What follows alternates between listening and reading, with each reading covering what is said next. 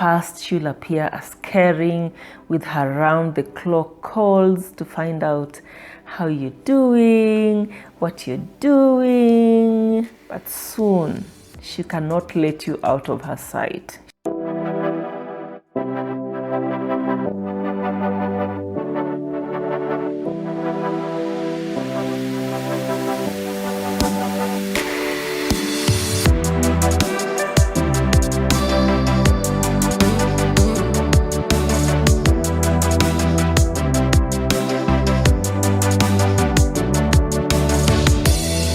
Hi, my name is Judyowiti and welcome back to my channel. I'm speaking about red flags, and a red flag is something that you notice in someone else that is a symptom of a bigger problem. You know, like for example, if you run a fever and you have a high temperature, it's usually a sign that there's something wrong. There's an infection somewhere. In my last video, I spoke about 5 types of men you should avoid when dating. If you missed it, please check the link in the description below. Today, it's the ladies' turn. I'm speaking about 5 types of women that when it comes to dating, you should stay away from. Let's get into it. Number 1, the gold digger. This type of woman only loves your bank account. So she will pursue a romantic relationship primarily for material benefits. And when she meets a man, she will size them up within the first 5 minutes. And she is always looking to catch a rich man's eye. She's superficial, she's very surface level, and all she brings to the table is her body and her good looks.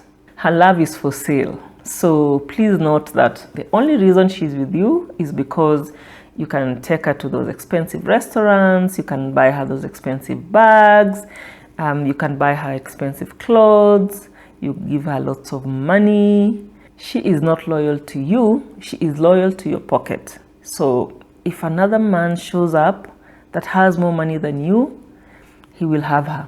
Usually this kind of woman will not support you to achieve anything. In fact, when you go through hard times, that will be her cue to leave. Stay away from this one. The second woman you want to stay away from is the man hater. Now this woman, she has this narrative in her head that all men are trash. So she hates every man that she meets. And usually she's been wounded from previous relationships. She uses the phrase you men, collectively when she's referring to men, just to show her anger towards this gender. She generalizes, she blames, and she takes the position of a victim. The confusing part is that even though she says men are trash, she still wants one. Now, usually she spends a lot of time talking about her last boyfriend and how bad he was. She still holds him responsible for her misery. This means that she's still not taking responsibility for her own life. It also shows how she's going to deal with issues in your relationship. She's going to throw blame when you have a conflict. She is supposed to have a growth mindset and not be stuck in blame. And here's the thing, girl. It doesn't matter who did what. It's your life. Take responsibility, seek healing, and move forward. And yes, a man once broke your heart, but it doesn't represent all of the male race. Number 3 is the clingy girl. At first, she'll appear as caring with her round-the-clock calls to find out how you're doing, what you're doing. But soon, she cannot let you out of her sight. She wants to go everywhere with you, and when she's not with you, your phone will ring constantly to monitor you. She's needy, she's clingy, and she just needs constant reassurance all the time. You must constantly reassure her of your love and that you'll be with her till the end of time. And she solely depends on outside affirmation to feel good about herself. She's a validation addict, so she needs validation and assurance from you all the time. She is a handful and she will drive you nuts. We are at number 4, the drama queen. Now this one is work. She is loud, attention seeking. She just loves to seek attention. In fact, She considers herself to be the center of the universe. Yeah, she is always involved in drama. She feeds off drama and chaos. And however small an issue is, she just blows it out of proportion. She doesn't look at a situation from a logical or a rational perspective. You know, she just loves conflict. She doesn't know how to deal with her emotions. You know, we often expect that when a person reaches a certain age, that they'll be emotionally mature, but it's not always a guarantee. She's a grown woman throwing a temper tantrum for not getting her way. Because you know, when you're in a relationship, you both have to compromise every now and then.